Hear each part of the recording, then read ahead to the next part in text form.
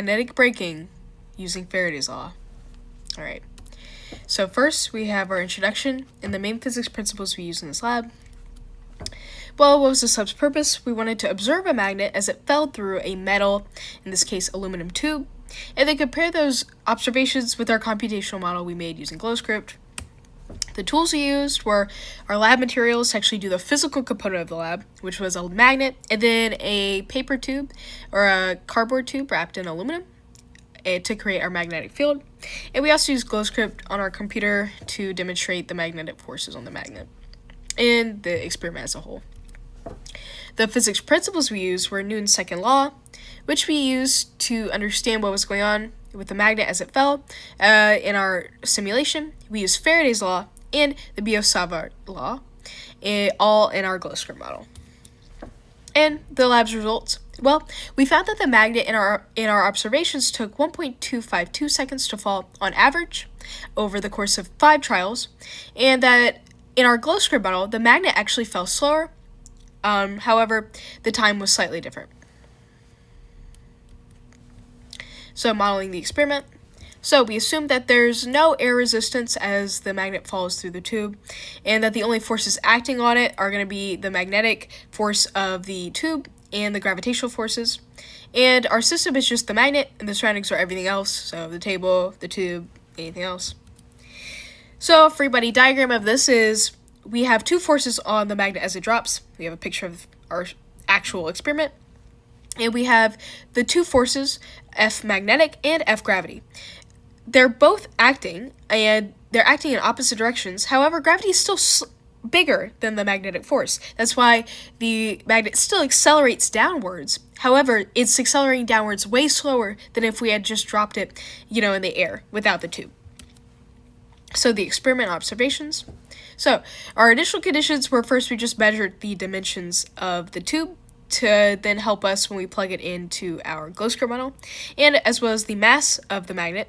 And we used our dipole moment of the magnet from lab 3, which is 4.3795. The procedure was we found the magnetic north of the magnet using our magnetometer app on our phone. We then dropped the magnet through the aluminum tube and recorded it, so then we could record the time it takes for the magnet to fall through the tube. We did this 5 times, and it looked like this. So, our findings. So, over these 3 trials, these are the times taken, a table of the time it took for the magnet to fall through the entire tube, and averaging these times out, we got that the average time was 1.252 seconds. Next, we have our computational models. So, starting the computational model off, lines 14 through 16 are just establishing the basic constants, such as G or K.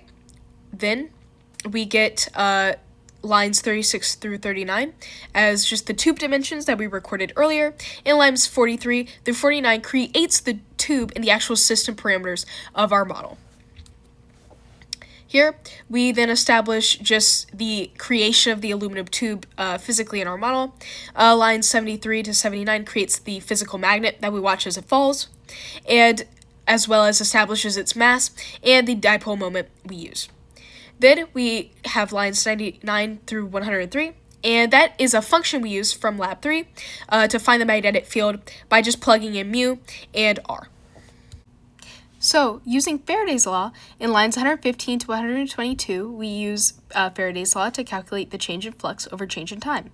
We then, at lines 132 to 168, the model creates the animation of the magnet falling through the tube once we run the model. Lines 174 to 192 use the function we created earlier to calculate the magnetic field of the ring, of each ring along the tube. We then use this to calculate the magnetic force on the magnet, and then add this to the force of gravity to get the net force, which we then plug into the velocity and position update formulas to update the magnet's position. Running the model originally using the previous magnetic moment, I saw that the time was much larger at 4.577 seconds than our observed time. So then I used a magnetic moment of 2.27, which got us a time of 1.253, which was much closer. Because of this difference, there were possible errors like not accurately recording or the magnet being damaged, but the magnetic moment was probably inaccurate from lab 3. Discussion and conclusion. So, what if the conductor's resistivity was 0?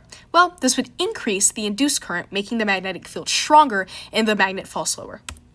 If the tube had holes or slots in it, this would weaken the field, which means the magnet falls even faster. Thank you.